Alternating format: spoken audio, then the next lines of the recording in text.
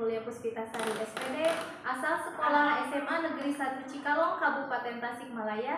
Saat ini saya adalah mahasiswi PPG dalam jabatan Angkatan 3 mata pelajaran Biologi dari LPTK Universitas Siliwangi Tasikmalaya tahun 2023. Pada kesempatan hari ini, Senin, tanggal 4 Maret 2024, saya akan membuat video pembelajaran pada materi gangguan sistem ekspresi manusia di kelas 11 MIPA 2, model pembelajaran Problem Based Learning sebagai salah satu syarat mengikuti ujian kinerja UKM PPG. Selamat menyaksikan. Terima kasih. Wassalamualaikum warahmatullahi wabarakatuh. Assalamualaikum warahmatullahi wabarakatuh.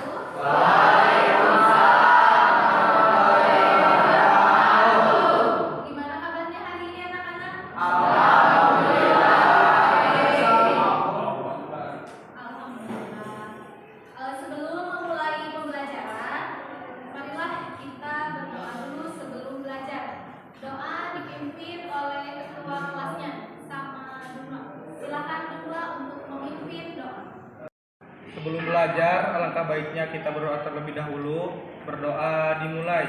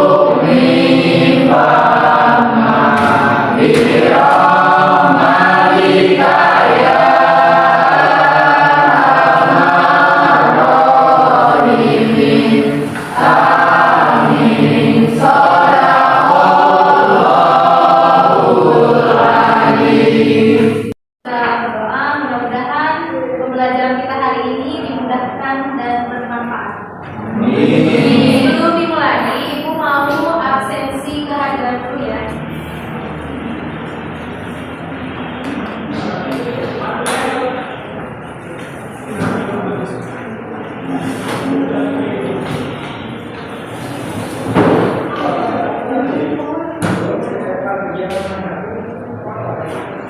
Arya Prayoga. Hadir. Aji. Izin, Bu. Kemana? Lagi ada acara keluar. Deva hadir. Devina hadir. Nurwa Hadir. Fahrizal Hadir. Ana Elsie hadir. Emma hadir. Karina hadir. Linda kemana? Sakit, Bu. Kita doakan mudah-mudahan Linda cepat sembuh ya. Amin. Mala Febriani. Jim kemana? Kemana? Nengok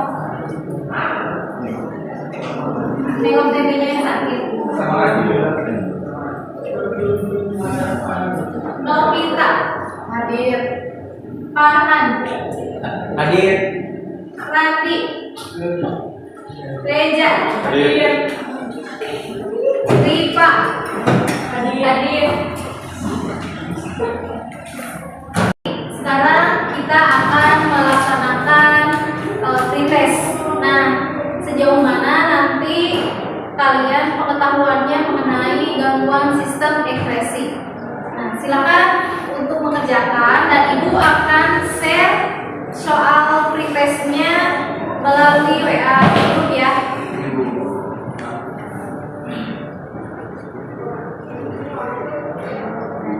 Silakan dikerjakan.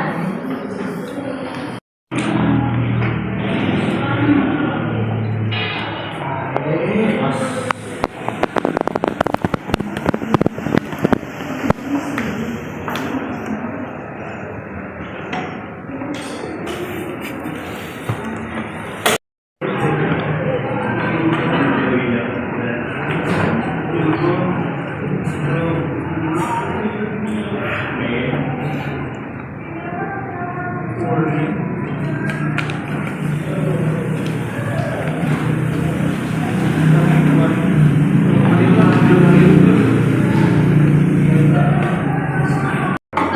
mengerjakan soal printesnya?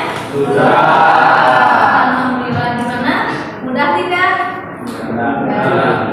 Ya, ada yang mudah, ada yang masih susah ya. Nanti ada soal post test lagi ya. Nanti seberapa jauh kita untuk pembelajaran hari ini. Nah, ibu mau tanya, ini sudah membentuk kelompok masing-masing sesuai dengan yang ibu berikan kemarin ya, sudah sesuai dengan kelompoknya ya. Nah, kelompok itu berarti ini kelompok berapa? 1, ini kelompok 2, ini 3, 4. Berarti kelompok 1, kelompok 2, kelompok 3 dan kelompok 4. Nah, ibu mau tanya, kalian suka sering buang air kecil nggak? Kira-kira itu kenapa? Ya, kadang kebanyakan minum. Kalau musim dingin, ya. Terus suka mengeluarkan keringat kalau berolahraga? Suka. Kenapa bisa seperti itu? Panas. Ya, karena kepanasan. Apalagi? Karena capek. Karena apalagi? Ya, karena ada kebakaran. Jadi mengeluarkan keringat. Nah, jadi pembelajaran kita hari ini yaitu mengenai gangguan sistem ekskresi pada manusia. Nah, jadi dalam kehidupan sehari-hari kita harus menjaga pola hidup yang sehat. Karena dengan pola hidup sehat, maka tubuh kita akan bekerja dengan baik. Nah, jadi di dalam kehidupan ini kita tidak boleh makan makanan yang mengandung bahan-bahan yang tidak baik ya, atau pengawet yang tidak baik. Nah, itu harus dihindari, terutama pada minuman-minuman yang berwarna ya, yang instan. Nah, itu tidak boleh. Nah, masih semangat hari ini? Masih. Ya. Coba kita ice breaking dulu ya. Coba kita sekarang tepuk semangat. Tepuk semangat.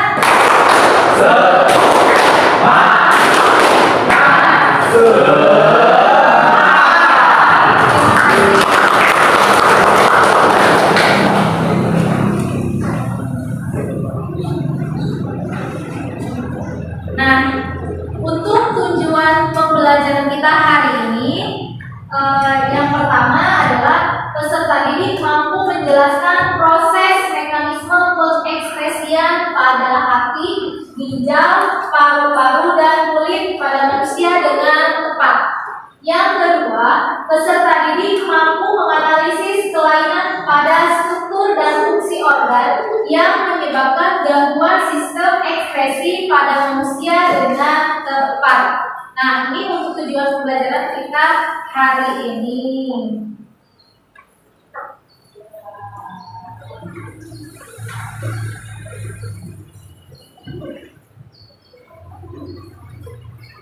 Nah, kalian sudah bisa melihat tayangan dari slide yang diberikan? Nah, kira-kira di sini itu adalah gangguan berbagai macam penyakit dan gangguan sistem ekspresi manusia ya. Kira-kira yang gambar pertama itu kenapa? TBC. Ya, boleh TBC.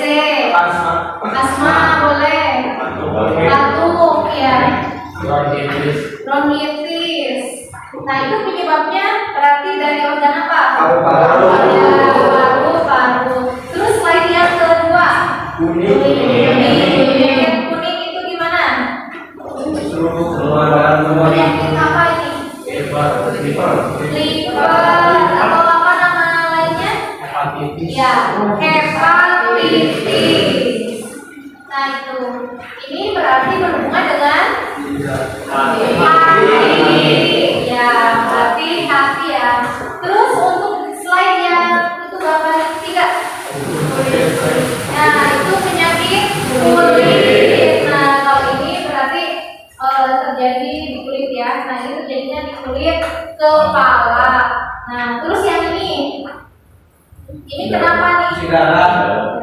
Yang ini sedang cuci darah, pasien cuci darah. Ini kenapa bisa cuci darah?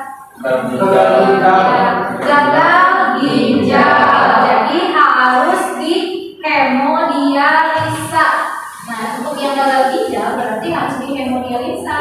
Kalau gagal ginjalnya tidak bisa menghasilkan atau tidak bisa mengekspresikan cairan di dalam tubuhnya gitu. Nah, ini. Nah, sekarang Ibu akan memberikan LKPD untuk setiap kelompoknya berdasarkan diferensiasi konten ya. Berarti untuk kelompok 1 konten yang pertama gitu ya. Untuk kelompok 2 konten yang kedua. Kelompok 3 konten yang ketiga ya.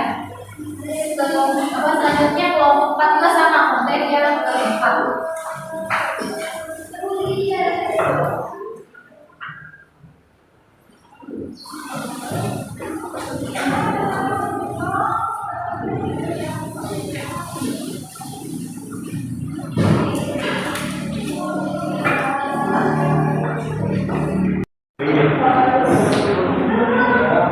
Anak-anak, ini yang Ibu berikan LKPD-nya, kalian isi, ditulis nama kelompoknya, nanti kalian pilih ini ya.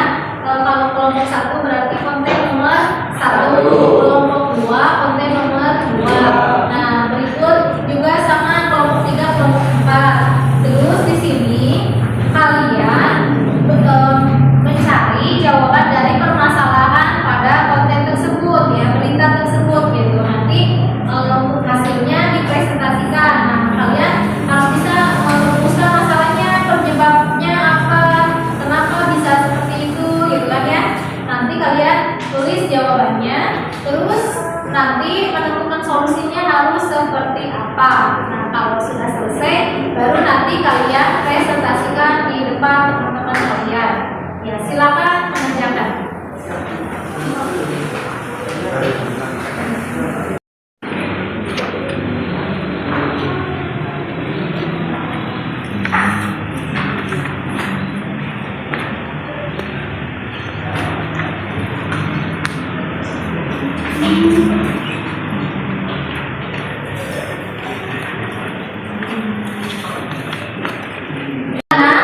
Sudah dikerjakan? Sudah. Ada yang dibuat ke PPT tanpa? Sudah? Sudah. Kelompok mana yang sudah tentunya kanvanya, PPT-nya? Oh, kelompok 4 sudah. Ya, terus yang lainnya sudah? Sudah. Ya, terima kasih. Berarti sekarang kita presentasi kelompok. Silakan kelompok pertama untuk presentasi. Assalamualaikum warahmatullahi wabarakatuh. Waalaikumsalam warahmatullahi wabarakatuh. Selamat siang semuanya. Siang. Di sini kami dari kelompok 4 akan membawakan sebuah penyakit pada sistem ekspresi, di mana penyakit tersebut menyerang pada kulit. Yang mana penyakit kulit merupakan penyakit yang menginfeksi pada bagian kulit, di mana kulit merupakan bagian organ terluar dari tubuh manusia untuk menghalang paparan sinar UV beserta bakteri dan yang lainnya. Untuk itu, kami mengambil penyakit kulit bernama Quadruple S atau Staphylococcus scaled skin syndrome. Nah, untuk rumusan masalah daripada penyakit yang kita ambil, yang pertama apa itu Staphylococcus scaled skin syndrome atau Quadruple S. Yang selanjutnya, apa penyebab penyakit kulit itu bisa terjadi? Nomor 3, apa tanda dan gejala penyakit kulit? Nomor 4, bagaimana solusi atau cara pengobatan dari penyakit kulit itu? Yang selanjutnya adalah faktor penyebab masalah. Apa itu Staphylococcal scald skin syndrome adalah suatu infeksi yang ditandai dengan lekuhan pada kulit akibat dari suatu toksin yang dihasilkan oleh bakteri Staphylococcus aureus. Staphylococcal scald skin syndrome disebabkan oleh bakteri Staphylococcus aureus yang menghasilkan racun oksalatin. Bakteri ini dapat masuk ke dalam tubuh melalui luka lapisan kulit yang rusak ataupun infeksi di bagian tubuh lainnya. Setelah masuk, bakteri yang menghasilkan racun tersebut yang menyebabkan kerusakan pada lapisan atas kulit. Bakteri ini juga bisa menyebabkan beberapa masalah kulit seperti bisul ataupun eksim. Selanjutnya, apa penyebab dari penyakit quadriple-S? Quadriple-S disebabkan oleh infeksi bakteri Staphylococcus aureus. Bakteri ini normal hidup di kulit orang dewasa tanpa menimbulkan penyakit. Quadriple-S cenderung terjadi pada bayi baru lahir dan anak-anak usia di bawah 5 tahun. Selanjutnya, apa tanda dan gejala dari penyakit quadriple-S? 1. Mudah lelah, 2. Demam, 3. Kemerahan pada kulit, 4. Kulit melepuh dan bisul dengan cairan yang mudah pecah, kulit mengelupas, dan kulit terinfeksi, terasa lebih lunak dan terasa sakit saat tersebut. Nah, dapat kita lihat di gambar, ini adalah penampakan daripada bayi yang terkena penyakit Staphylococcus scald skin syndrome, di mana terdapat kondisi mengelupas pada bagian-bagian kulit terluar bayi tersebut sehingga nampak rusak dan kering.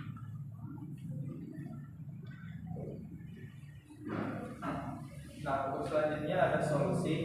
Ada beberapa tempat solusi untuk bisa mengobati penyakit quadriple-S.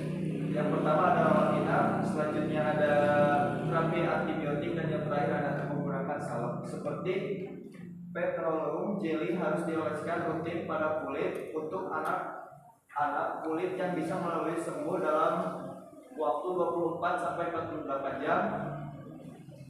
Setelah 7 sampai 10 hari maka akan mengalami pengelupasan kering yang normal, itu bagian dari proses penyembuhan. Untuk kesimpulannya adalah Staphylococcus scald skin syndrome adalah infeksi kulit yang serius yang menyebabkan kulit mengelupas. Penting untuk segera mengobati kondisi ini, terutama pada anak-anak karena dapat memburuk dengan cepat dan menimbulkan komplikasi serius. Nah, pada nyatanya penyakit quadriple-S ini tidak terlalu berbahaya, tetapi dapat menyebabkan penyakit-penyakit lain yang masuk atau yang menginfeksi sehingga dapat terjadi kerusakan-kerusakan yang lebih parah. Seperti yang telah dijelaskan, ada eksim, bisul, dan lain sebagainya. Untuk itu diperlukan pencegahan supaya tidak terjadi penyakit quadriple-S ini. Dan langkah yang paling baik dan langkah yang paling efektif untuk mengobati penyakit quadriple-S adalah dengan membawa si anak tersebut ke rumah sakit supaya dilakukan rawat inap. Dengan demikian dapat ditangani secara lebih mendalam. Sekian dari kami. Bila ada yang dipertanyakan, silakan pertanyakan, dan bila tidak ada yang dipertanyakan, cukup diam saja. Silakan, ada yang mau bertanya? Ya, boleh. Silakan Rian. Apakah benar jika kita terpapar tidak sengaja oleh percikan ludah oleh penyakit Staphylococcus scald skin syndrome bisa menular? Cukup. Jadi, apakah jika kita terkena percikan ludah dari penyakit quadriple-S ini dapat tertular? Nah, seperti yang telah dijelaskan tadi, bahwasanya penyakit quadriple-S dapat berbahaya jika dialami oleh anak-anak. Dan tentunya sebagai orang dewasa kita tidak akan terkena ludah daripada anak-anak yang masih berusia di bawah 5 tahun. Meskipun terjadi atau terciprat oleh ludah mereka karena seperti ada kondisi ngacai dalam bahasa Sunda, ya, dalam bahasa Sunda, atau dalam kondisi-kondisi yang lainnya, itu tidak akan menular karena penyakit ini tentunya bukan penyakit penular. Karena penyakit ini merupakan penyakit yang disebabkan oleh infeksi. Sekian dari saya, terima kasih. Ada lagi yang mau bertanya? Silakan Rizwan.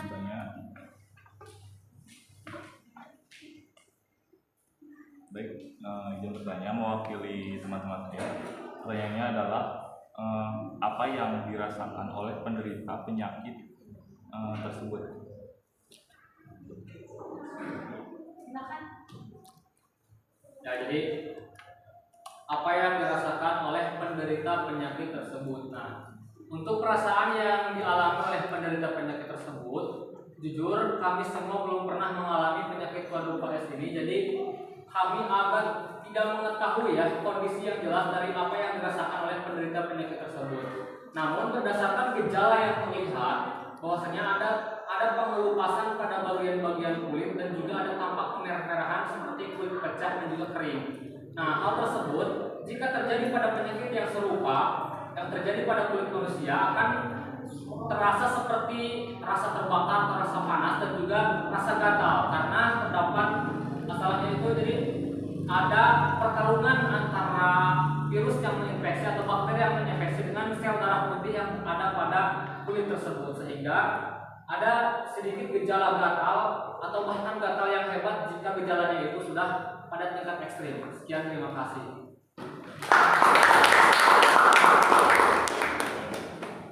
Ya, jadi itu ya, udah cukup Risman? Cukup. Ya, jadi pada penyakit kulit itu kalau sudah terasa ya pasti akan sangat panas gitu. Apalagi kalau sudah mulai di gangguan misalkan ya, nah itu pasti akan lebih panas lagi gitu. Nah, itu untuk yang dirasakannya gitu. Nah, apa yang lainnya, ada pertanyaan lagi? Sudah, nggak ada yang bertanya lagi? Sudah? Ya, sudah. Silakan kelompok 4 untuk menutup presentasinya. Ya. Sekian dari kami, mohon maaf atas kekurangan dan terima kasih atas segala perhatiannya. Bila itu dulu ya, wassalamualaikum warahmatullahi wabarakatuh. Waalaikumsalam.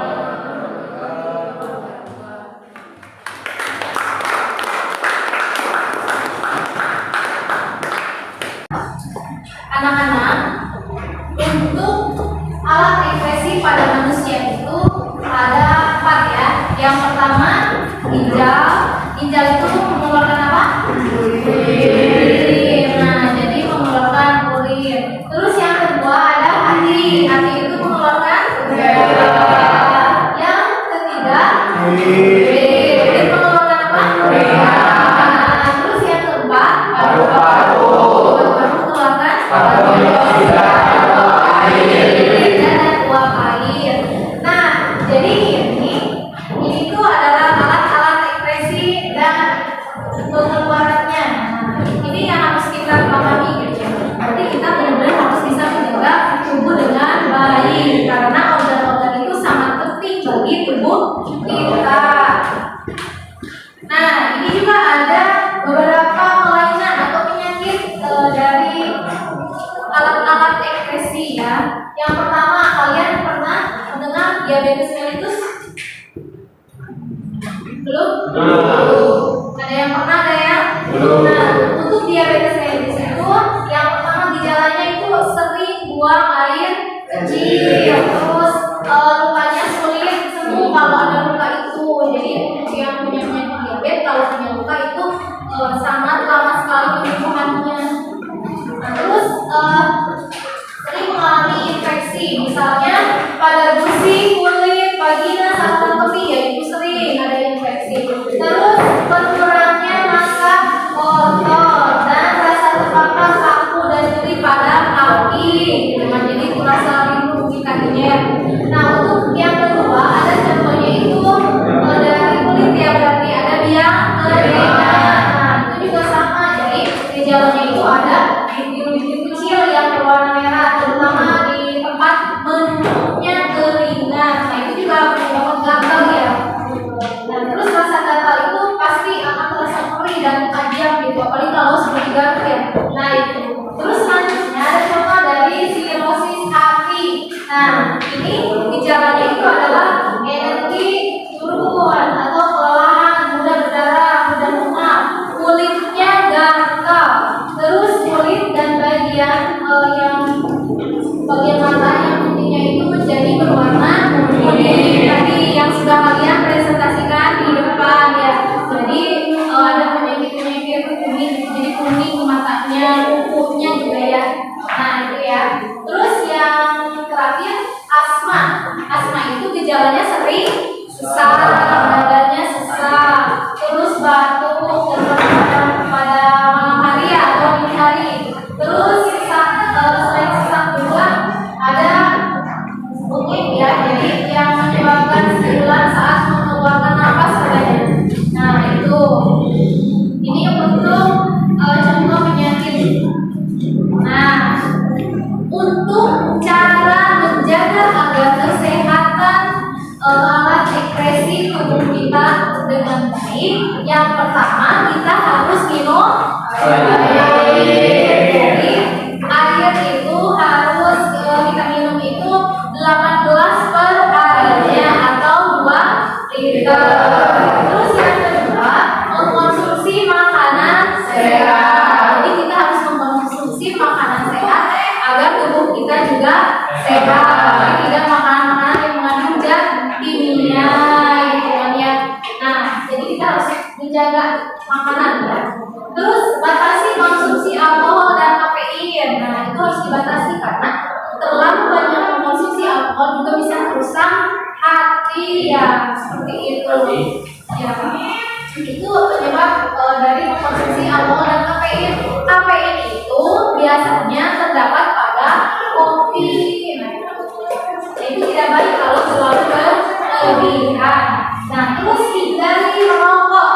Jangan merokok karena kalau kita ingin menjaga tubuh kita dengan baik, berarti kita harus menghindari rokok biar pernapasan kita berjalan dengan baik. Terus hindari menahan buang air, harus rutin juga berolahraga, jadi minimal 30 menit itu per harinya gitu. Kalau bisa olahraga itu dan tubuh kita sehat dan bugar. Terus harus mencegah infeksi saluran kemih. Nah, gimana caranya? Kita jangan mengkonsumsi minuman-minuman yang mengandung zat kimia. Yang terakhir, menjaga berat badan agar badan tetap sehat.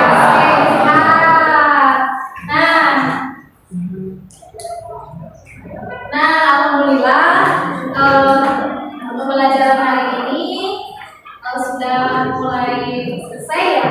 Nah, ibu harap kalian nanti bisa mengaplikasikan hasil dari pembelajaran hari ini, karena hidup sehat itu berarti untuk diri kita sendiri juga ya. Nah, gitu. Jadi akan terasa bahwa kita kalau hidupnya sehat berarti kita akan sehat juga gitu. Tubuh kita akan sehat dan warna. Sekarang untuk kesimpulan, ada yang mau menyimpulkan pembelajaran hari ini? Ya, boleh Pak Rijal menyimpulkan.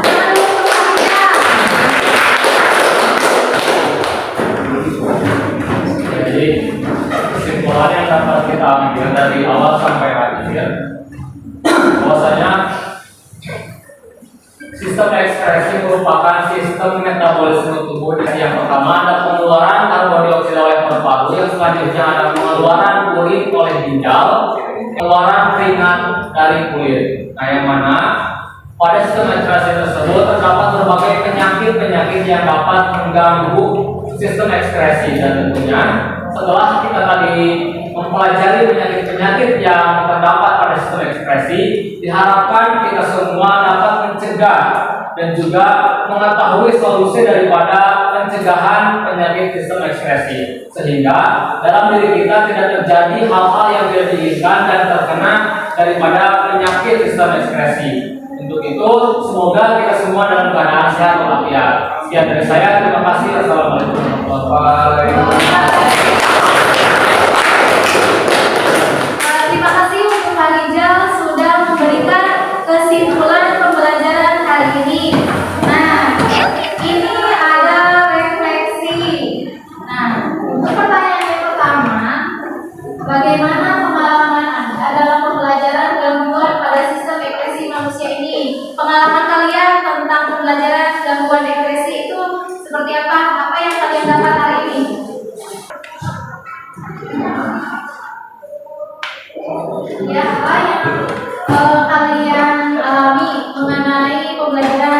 hari ini?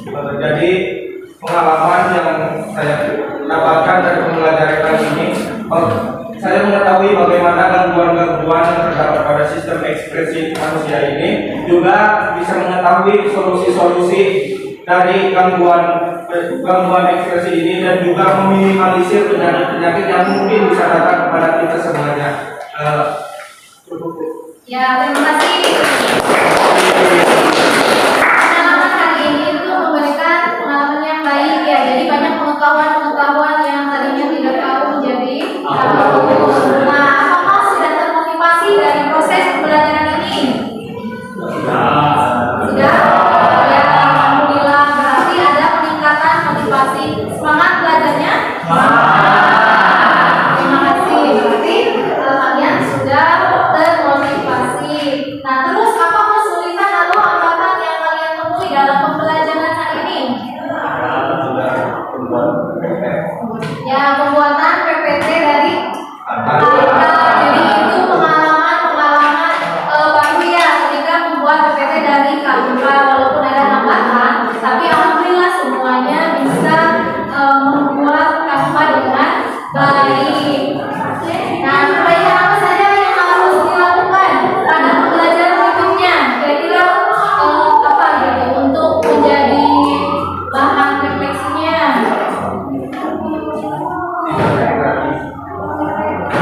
Pengen ada internet gratis. Ya, mudah-mudahan nanti sekolah kita bisa ada wifi gratis ya. Iya, alhamdulillah refleksi sudah dijawab, kita sudah sampai ini. Selanjutnya ada post test. Nah, Ibu mau tahu sejauh mana kalian menjawab pertanyaan-pertanyaan yang sekarang setelah melalui pembelajaran? Apakah sudah lebih dari KKM mencapai lebih tinggi gitu dari yang pretest? Nah, silakan untuk mengerjakan post test yang Ibu kirim linknya ke grup ya. Nah, silakan. Sudah ada?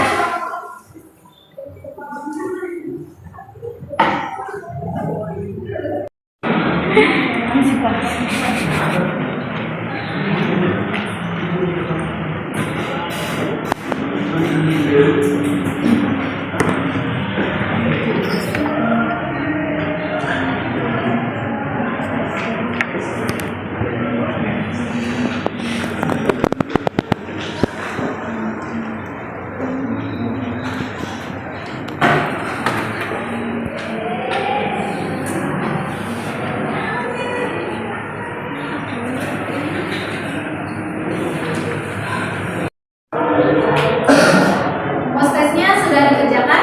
Sudah.